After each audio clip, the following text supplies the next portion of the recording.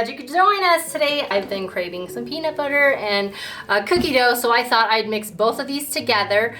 The cookie dough and some peanut butter, they're both creamy.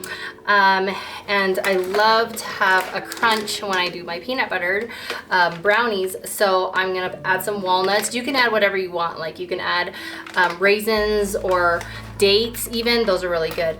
Chop them up in pieces, but I just want a crunch right now. Adding some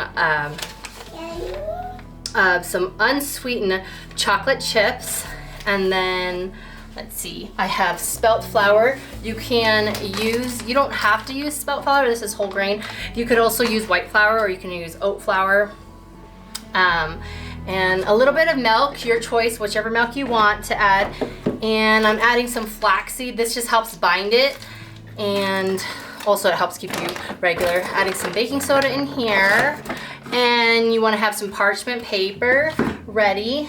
And so I'm gonna use applesauce. I love to use applesauce when I bake. Other people can use yogurt if you'd like. You can use coconut yogurt. You can use almond yogurt, or just regular, cow's milk yogurt. It's totally up to you. You could also substitute it for oil. So you got the oil choice, you got the yogurt choice, and you got the applesauce choice. We're gonna add some vanilla extract in here, and some sugar. Let's get started.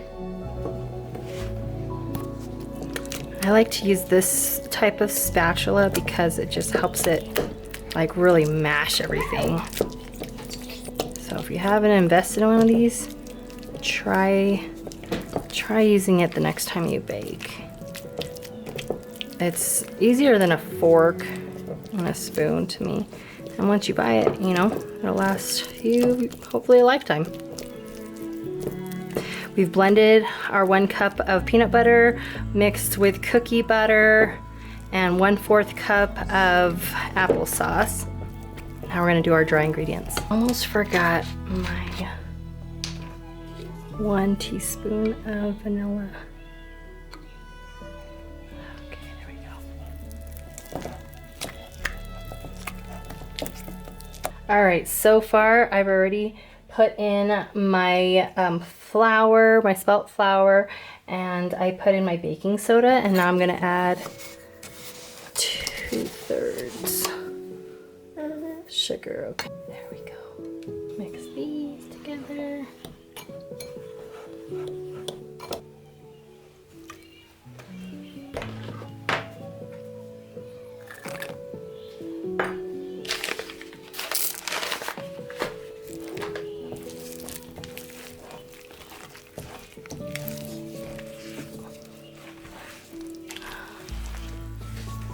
So it doesn't take that long to cook this. You just want to turn on the oven to 350 degrees.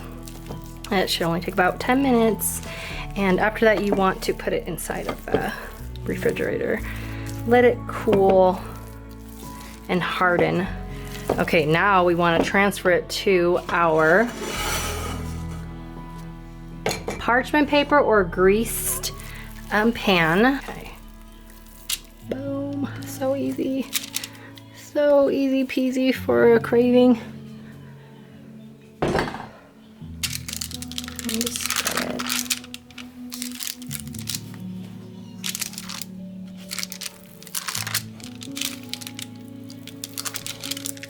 Okay, as always, middle rack. Set the timer. All right, y'all, we got this. In the meantime, we dance it out. Wait 20 minutes and dance it out. It's good. It tastes like cookies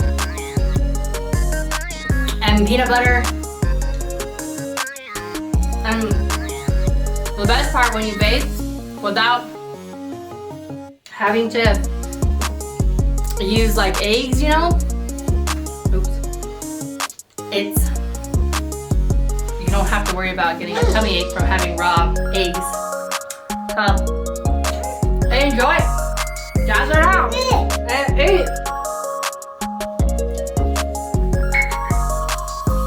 Alright, see you guys in 20 minutes. right, y'all ready for this?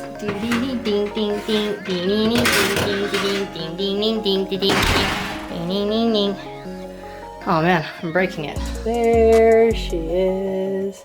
Good morning, guys. Hey, so last night it came out so gooey that I wanted to wait today to check on it because I think it hardened. So we're gonna check on it.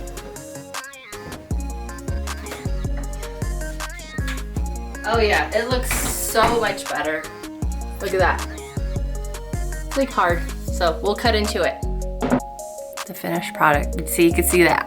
The walnuts and the chocolate chips. Anyways, so it kind of reminds me, I don't know if you've ever gone to BJ's and gotten the bazooki. Is it called the bazooki? Like the pizza chocolate chip thing that they make there with the ice cream on top. So I'm probably gonna end up making some ice cream to put on top of here later on. Anyways, it's super good, and you guys should definitely make it. Thank you for watching. Don't forget to like and subscribe if you like this, and let me know how you liked it. If you tweaked anything, if you added anything or took anything out. Thanks, guys. Banana.